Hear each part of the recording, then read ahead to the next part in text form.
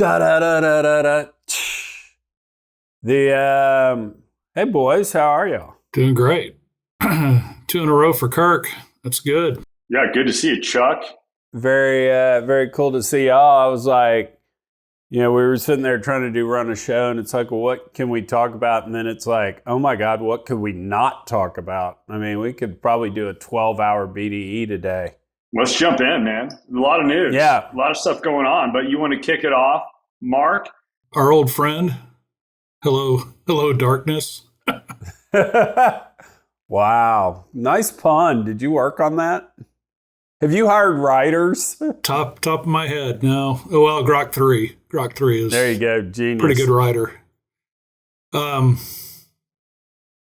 So we got an announcement, and I think the best place to look at the numbers in particular is the OPEC press release announcing that it will start its planned restoration of the 2.2 million barrels a day of cuts come April 1st.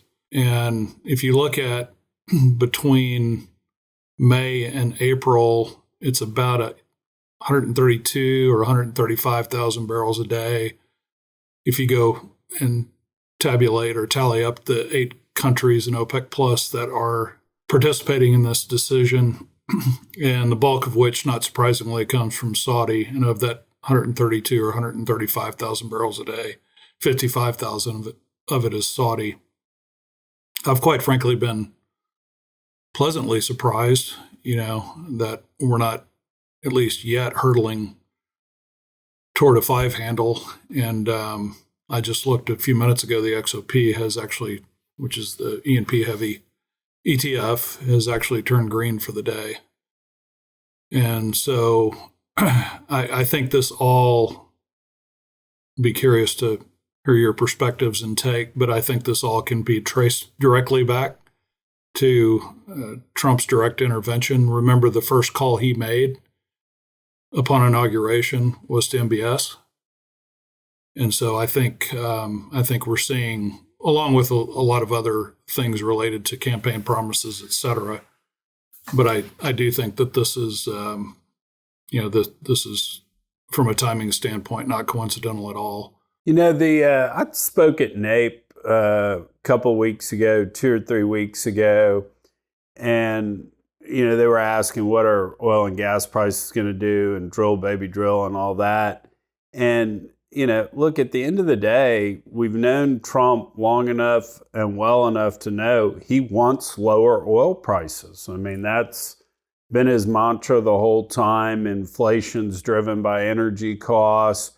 And he was going to get it, whether it was browbeating the U.S. oil producers to drill more somehow, or he did something for Saudi Arabia and the rest of the OPEC. Don't know what it was, but to get them to release more oil. So this is just kind of our life. And lock your hedges in place and be ready for lower oil. I think the goal for the industry is you do have a pro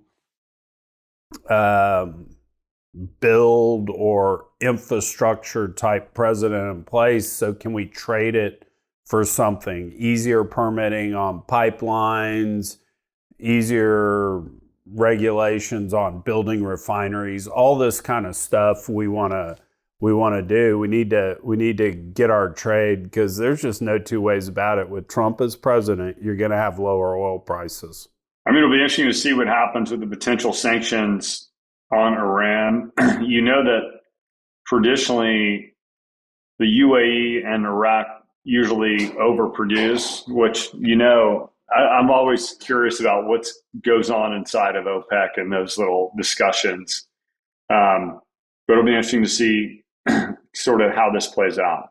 Yeah, you mentioned potential for sanctions. We've already seen a cancellation or a suspension, revocation, whatever you want to call it, of Chevron's operating license in Venezuela. There's been a little less obvious shuttle diplomacy going on there. One of his special advisors, I can't remember which one, actually met with Maduro. And so Chevron exports account for about a little more than 220,000 barrels a day. And who knows with Iran, but I think MBS knows that this is a pretty strong possibility that we're going to see both Venezuelan and Iranian barrels coming off the market. And OPEC has reiterated a fairly constructive outlook for demand in 2025. I mean, we hit a world record, an all-time record in 2024, and they see it going even higher globally. So when you start to look at the pace and timing of the restoration of the early phases of the restoration of these cuts, a few 100,000 barrels a day, I think the Saudis would certainly rather be producing 10 million barrels a day or more than that, than 9 million barrels a day at $70 to $75 oil. They certainly don't want to do that at 50. And so I think part of this is, anticipating some gaps to be filled that may not be as obvious in the front of the conversation right now, given everything else that's going on with tariffs in Russia, Ukraine.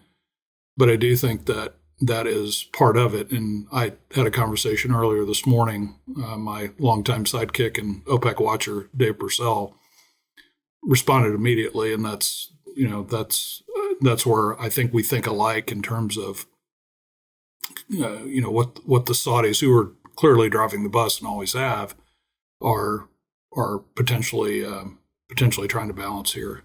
I mean, I'm curious, guys, if this was premature or of course it wasn't necessarily planned, but what about Ukraine today or last night, drone striking on Russian oil refineries and gas transport facilities? So how's that going to play out? I know that those meetings happen probably simultaneously, but it's interesting to see what that impact will do on the market, if anything. There was a tweet, and I forgot who sent it, but that's the quid pro quo. You're not going to help us out. Great, you're going to pay more for gasoline. We're going to take out refineries. Now, I'm not sure taking out Russian refineries is going to do that, but there is some thought of that definitely being tied together. The one thought I kind of had with OPEC agreeing to in effect increase production is this OPEC saying U.S. production's peaked and U.S. production's declining. I mean, and that's the reason they're willing to leg into this. Do they maybe even have a steeper forecast for U.S. decline than certainly what the market's thinking? I wonder what kind of insight OPEC may have there that we don't. Yeah, Eric Natal had a tweet yesterday. I don't think maybe hasn't coined it officially, but he's kind of calling twilight for U.S. shale, meaning Permian. And I went back and looked at the 914 data for December over. I think December is the latest that we've got for December over November. You can certainly see, even with the noise in the numbers, some slowing of the rate of change. And I do think there is part of that in the anticipation, in that we can't, I would assume in the MBS and Trump discussions, and that, we've got to be very careful about upward spikes if all of a sudden the U.S. shows significant signs of plateauing or decline, and demand is grinding higher globally, because as we all know, U.S. shale has been the swing player for a decade or more in terms of satisfying global demand growth. But the other side of this is when those barrels come back in the market, and ultimately if they all get restored, you no longer have 2.2 million barrels a day of spare capacity in a fairly tumultuous world right now. And so we'll see. Watch inventories, as always. We're about 90 million barrels below the 5-year average globally, I think is the number that I saw. So the other thing that happened today that kind of rolls into this is Zelensky just sent out a tweet or an X that's, I think, about as close as we're going to get to the mea culpa kind of full apology that Trump may or may not be looking for, but basically said, regretted how it turned out. He wants peace immediately, blah, blah, blah. Was this just a bump in the road, kind of the Oval Office press conference, and this is just art of the deal, part of the negotiation, or where does all that stand in your mind? Your turn, Kurt. Mark? No, I'm curious. This is good. You know where I'm going to go, but let's go to Mark. Yeah, I do think that there is more detail starting to come out. I don't know if it was in that same tweet. Kirk, you mentioned the drone and missile strikes, which I think Zelensky addressed, kind of conjecturing how this, the way I read it, phased-in ceasefire could start, which is a ceasefire in the air that may stop some of this. I do think that the immediate pause, not cancellation, the immediate pause of U.S. Weapons and financial aid has lit a bit of a fire here. And I do think that the economic framework provides the boots on the ground security that we see in other places. And, let's not kid ourselves. We can go off into the mining aspect, but I'm trying to get my head around what Ukrainian ultimate reserves look like. You hear a lot about rare earths. I think it's more about things like graphite, nickel, and lithium. If you just look at some kind of quick queries in terms of how much Ukraine reserves potential is in those key areas, graphite being a significant one because we know the Chinese have a stranglehold on that. I also think, and going way off on a tangent, that if we can get U.S. mining interests there developing those reserves, it takes some of the pressure off from an environmental standpoint of maybe exploiting some of those same resources here in the U.S. So it preserves the NIMBY aspect of that. I don't know how the details of that work out and what's economically viable in terms of mining as far away as Ukraine and then importing from that part of the world. But we do a tremendous amount across the Pacific from China on some of those key resources. Yeah, it'll be interesting to see where the new Trump administration is going to go on sort of on domestic exploration, production. Is it going to be fast tracked, or are people going to be paused? I'm curious to see that, because clearly under Biden, you're not going to do a whole lot. And having pitched some of those deals or looked at those deals, people are just not quick to move on anything. Ukraine, though, golly, it's a war zone, and it doesn't look like Zelensky's wanting to give up anytime soon. It's risky. So I think you're seeing other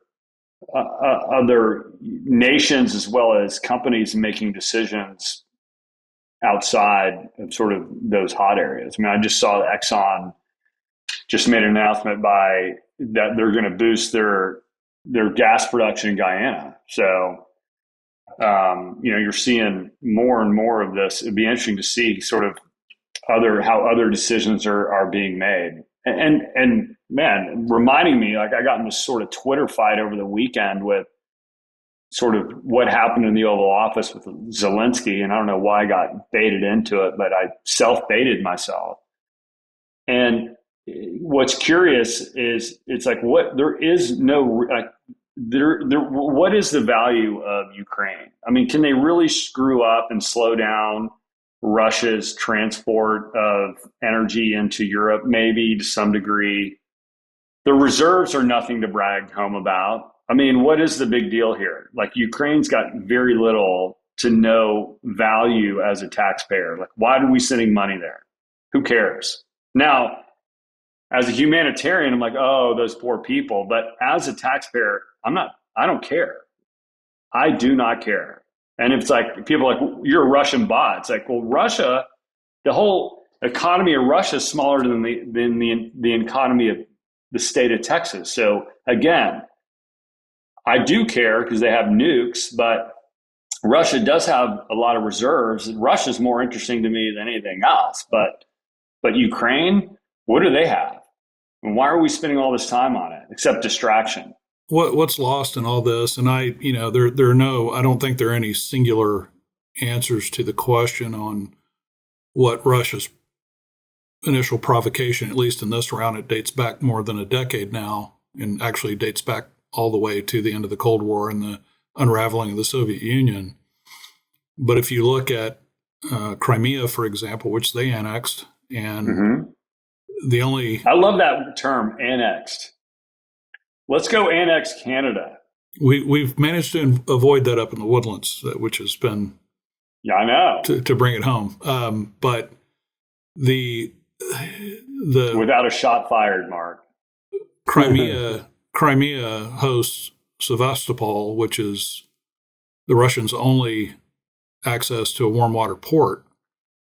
And, we did say, James Baker said back on February 9th, 1990, in meeting with Gorbachev, that in the reunification of Germany, not 1 inch eastward. Well, since 99, starting with Czechia, formerly Czech Republic, formerly Czechoslovakia, we've brought 16 countries into NATO. Some, like the Baltic states, share a border with Russia. And in fact, one of the most recent, not a Baltic state, Scandinavian state, Finland, that border is it's over 1,000 kilometers long. But if you look at a map and you see the more southwestern bordering countries like Belarus and Georgia and Ukraine, it starts to make sense where, what if I lose my access to the overthrow in 2014 of the pro-Russian regime to the pro-European regime? Was Putin concerned that they were going to invite, NATO navies, primarily the U.S., into that region? And I don't think Putin is pure of not having nostalgic delusions of grandeur of the Soviet and even before the Soviet Union, the Russian Empire, because he talks all the way back to the 8th century about the historical importance of what's going on here. So, I mean, we were willing to push the world to World War III because the Russians put a bomb in Cuba.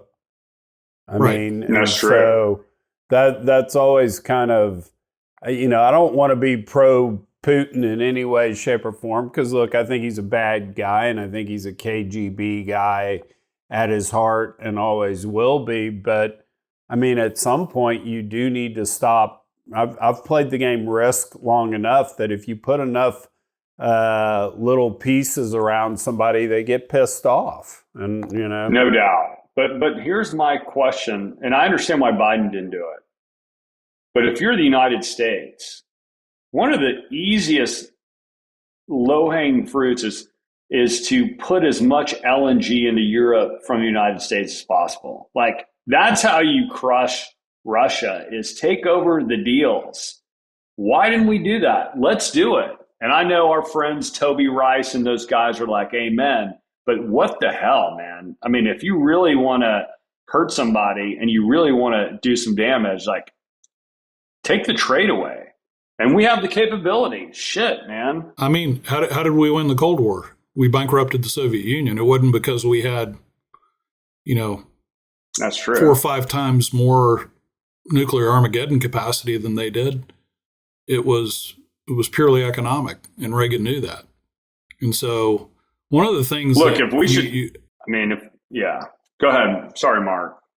So I've been curious about what Palmer Luckey is doing with Anduril.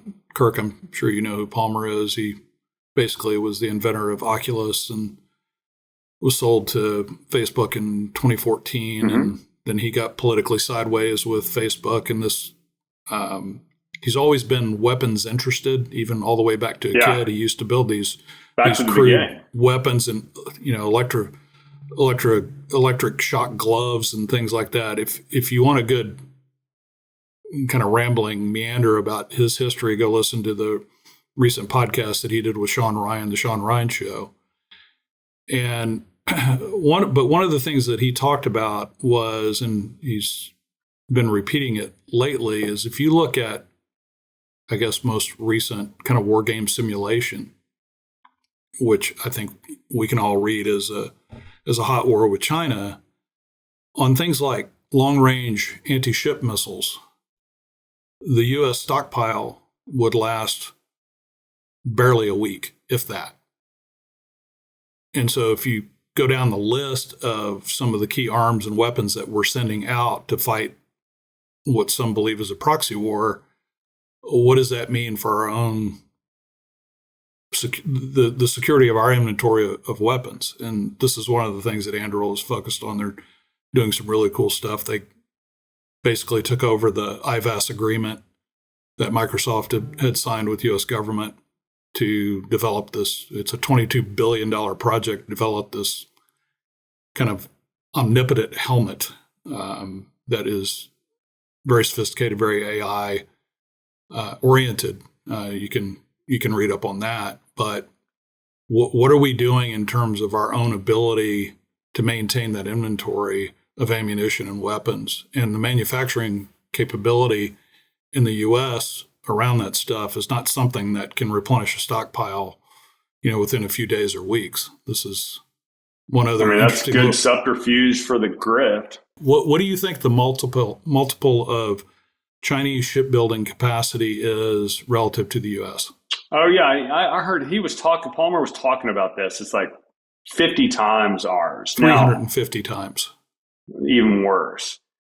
Here's a few things. I'm glad you mentioned this, because every time we mention Ukraine, we need to simultaneously say something about Taiwan. And so you mentioned the fear of China big time. Now, the other side of China is the fact that they've peaked on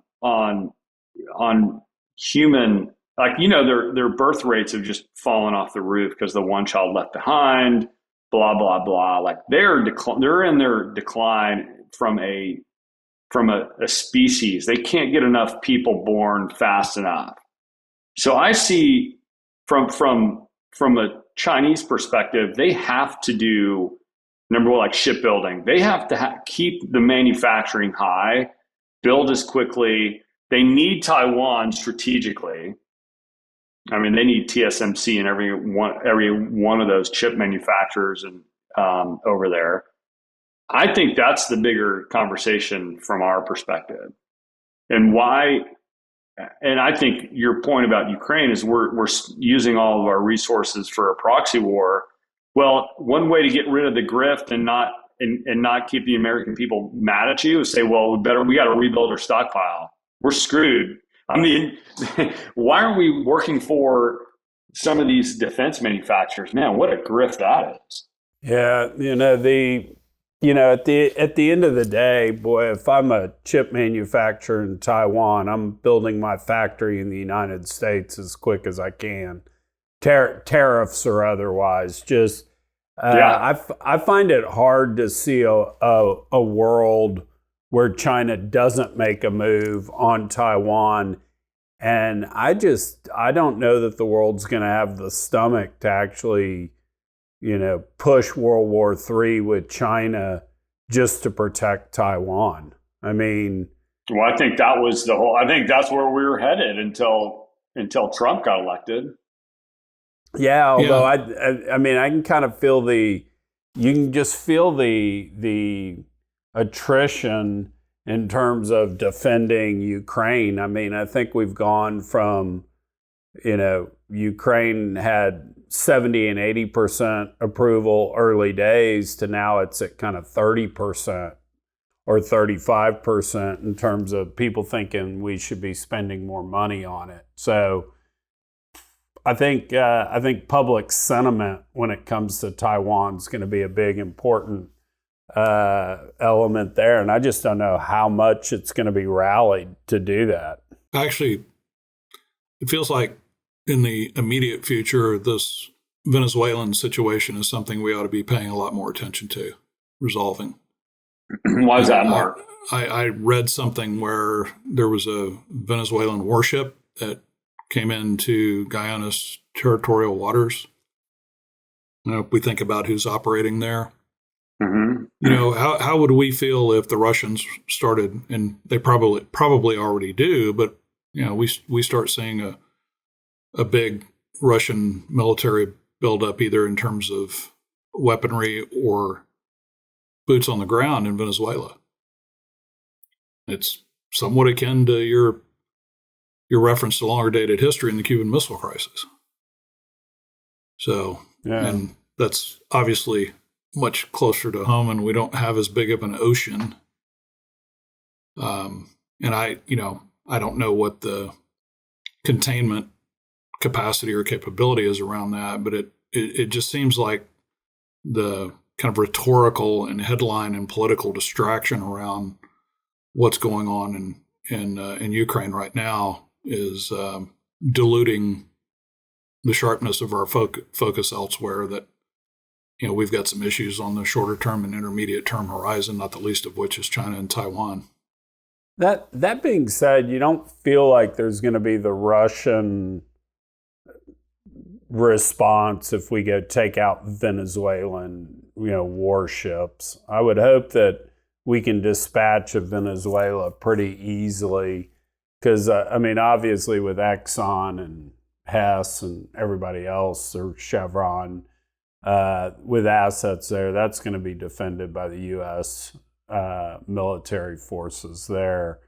But I think you're right. They definitely sent their warship by for a reason. Trinidad and Tobago are currently seeking an extension for a U.S. license to develop a gas field with Shell. That's another interesting hotspot that we probably don't spend enough time talking about. What's happening over there? Where's the northeast of the United States going to get their LNG from if Trinidad's not providing it to them? Yeah, because it can't come from like the freaking closest spot in the world, Marcellus. Why not? That's impossible. Can't build a pipeline. Don't have a Jones Act compliant LNG tanker in the fleet, so we can't even ship them Texas gas.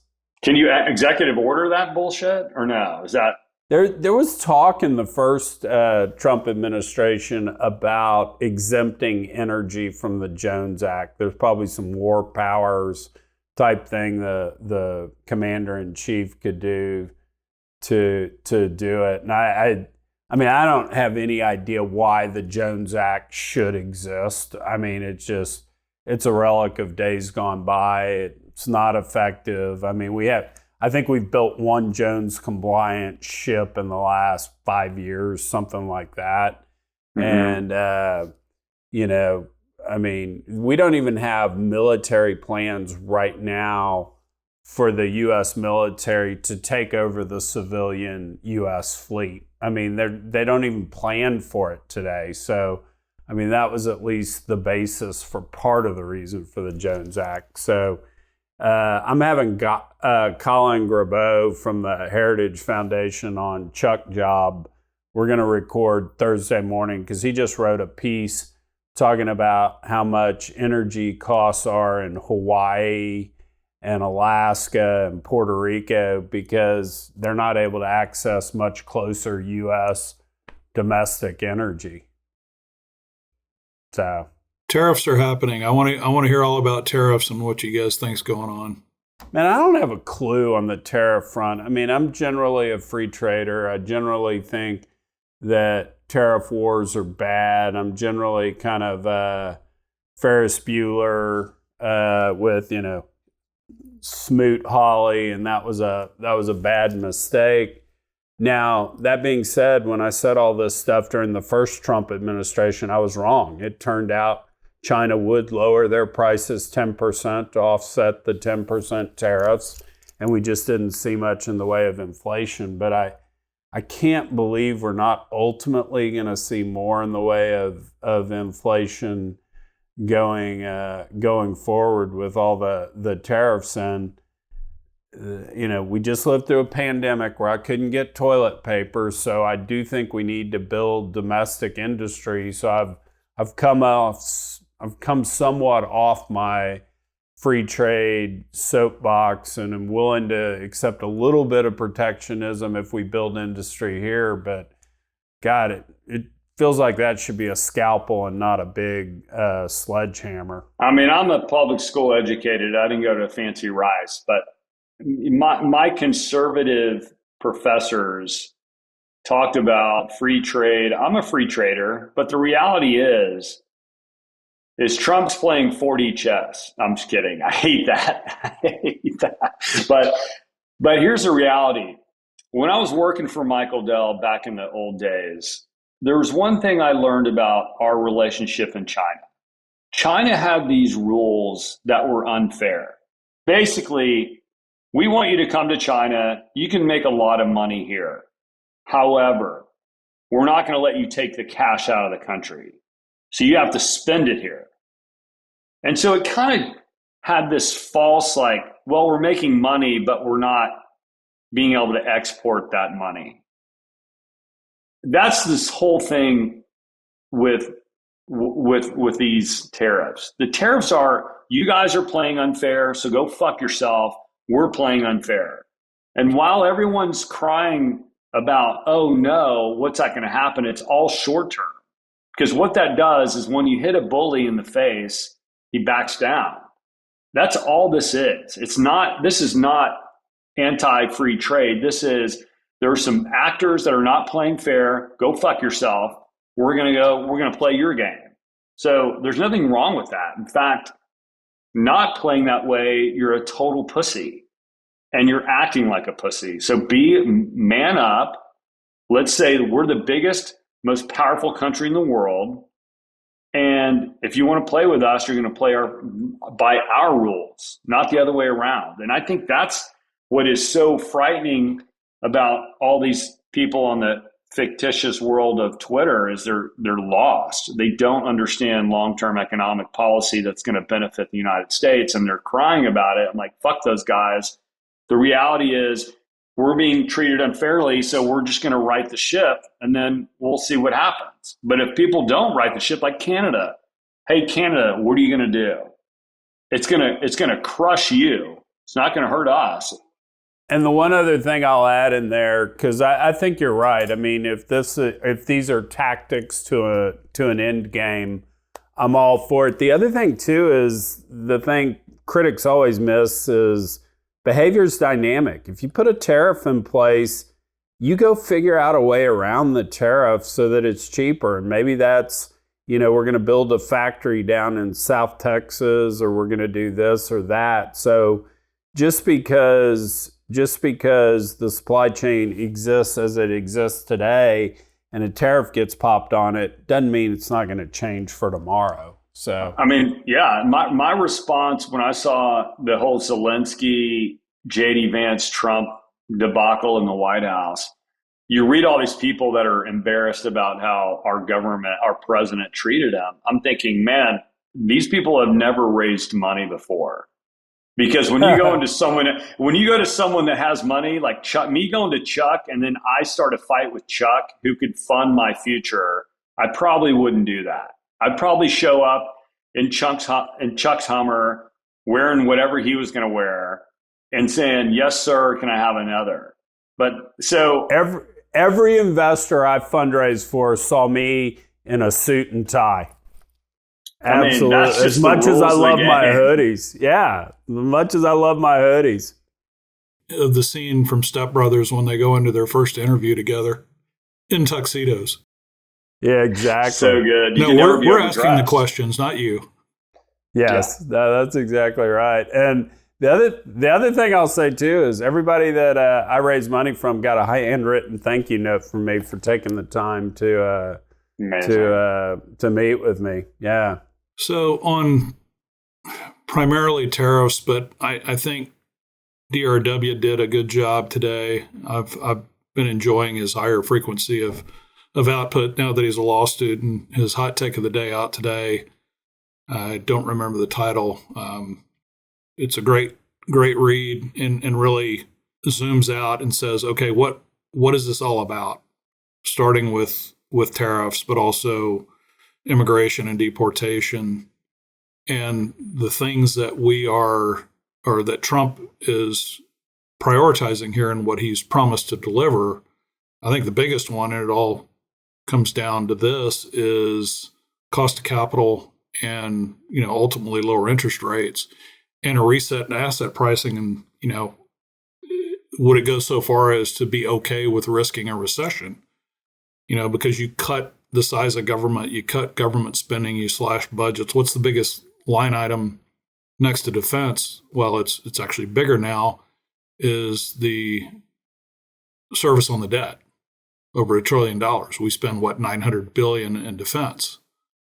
And so we're going to get that cooling off, if not contraction, that then is going to ultimately, not without some pain because of what we went through in the midst of COVID and all the fuel we threw on the inflation fire and all the other ancillary effects that came out of that. But that's where DRW argues this is pointed, all of this together. Because there are two big things to that point. I haven't read DRW's thing yet, but what is it? I think 10 trillion we've got to refinance in the next 7 months, something like that. So every basis point is really valuable because we're going to have to refinance all that debt. It's coming due.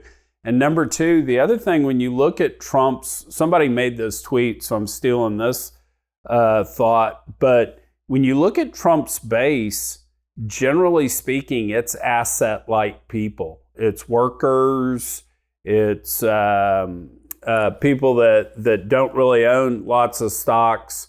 And so if he can make housing prices cheaper so that they can buy their first house, make rents cheaper, etc., that's a win. And if that means a recession and that means rich folks that own a bunch of stocks and bonds take it on the chin, it probably doesn't hurt him politically as much as historically a president might be hurt by falling stock prices. It's the cliche Main Street versus Wall Street, but that's exactly right. I mean, that demographic as the core of the base and the electorate is, I think, worth acknowledging at least. And I think DRW's piece brings it all together in a fairly short essay on what the whole of government or whole of policy approach here is, and the elements that we've been talking about, everything from immigration to tariffs to stopping our blank check approach to funding things that we don't think has an acute national security or America First interest. So let's do this as kind of our exit question. What do you think he says tonight in not the State of the Union, but the State of the Union speech? I think they call it a joint session of Congress because he's only been president for 6 weeks. What do you think he says tonight? And ultimately, where do you think these things shake out? I'll even go first. I think ultimately where this shakes out is we wind up signing the minerals deal with Zelensky. We wind up getting Putin, Zelensky to the table, and ultimately within 3 months we're signing a peace deal there. Nobody's going to be happy, but at the end of the day, I think that gets done. I do think Congress passes a clean resolution taking the debt ceiling up above $40 trillion. And then I do think he's going to ultimately get his one big, beautiful bill through. And then when we look at tariffs and that sort of stuff, I'm hoping Kirk's right that at the end of the day, I almost said Kurt Cobain. I'm hoping that Kirk's right, that it's just tactics and ultimately the world settles down. Well, I mean, what does the president do? He has 3 powers. economic policy that drives the next two. So economic policy, domestic policy, and foreign policy. I think he's going to talk about getting our house in order. Economic policy is the most important. I mean, not because we're finance people, because it pays for everything. So shut down the border. That was probably more as much as foreign policy as anything else. But let's secure the United States so we have the healthiest economy. So he's trying to attract, these Taiwanese chip makers. He's trying to get people to invest in the United States, including the $5 million per price tag golden ticket. I think he's doing things that are very brilliant, and the price of being an American citizen is huge. So I think he's trying to get our economic house in order, which includes the tariffs, which will completely restate the game. Domestic policy, which is, I think he's trying to cut everything. So Doge is, let's just cut everything that doesn't matter, because government's fat. And every time the government spends money, it doesn't help the GDP because it's fictitious. I mean, and then third, foreign policy. I think I really like his foreign policy, honestly. I think it's like, we don't need to be involved in the world except where it really matters strategically, and let's spend as little as possible doing it. There's nothing wrong with that. So I think, Chuck, I'm sort of in line with you. I hope he says those things, and we'll see. I think he's going to start off and spend a disproportionate amount of time on issues that really have both an emotional component, but things that he can back up with points on the scoreboard today and point to, like the dramatic reduction in encounters at the southern border, the interdictions on the drug side. And I think the other thing that is probably going to get more attention than kind of results, more politics than results in delivery on promises, is what has happened with, and along with the immigration issue, he is going to have as guests the family of Laken Riley and I believe the mother of Jocelyn Nungary, and spend a lot of time talking on that. And the other issue that I think he's going to be able to at least try to score some points against the Democrats is what has happened with fairness in women's sports and the whole competition of trans women participating in women's sports. Because that was a pretty party line vote. They couldn't get to the 60 majority in the Senate to pass it, but not a single Democrat senator voted in favor of it. So I think he's going to spend a lot of time. That is an 80-20 issue, and politically, you've got the majority of congressional Democrats standing up in opposition to something that has a lot of, I think, electoral and citizen support, like an 80-20 issue. And so I think he'll spend some time there. Where I don't think he's going to spend time is, hey, egg prices haven't come down yet. Maybe he'll say something about, I've taken a few bucks out of crude oil here, and the tariffs are working with respect to at least our headline objective, which was to stop the flow of fentanyl. He'll probably talk about, we got Mexico immediately to go against this longstanding unwritten policy. We're not sending our, cartel prisoners over without, some kind of promise of not imposing the death penalty, which I heard is also on the table. So I think it's going to be mainly immigration related, and the fact that he's got, I think he's already got some movement out of Zelensky coming back his way. Oh, and how much he can point to already, which I think the total on the Doge scoreboard is over $100 billion in savings. Exactly. After 45 days. Well, let's do this. Let's all go pop our popcorn check it out tonight. And if we're all totally wrong and other stuff happens, I'm free all week. We can record 3 or 4 more times. Might be fun to do it again tomorrow. Good to see you, guys, boys. good seeing Good you. to see you.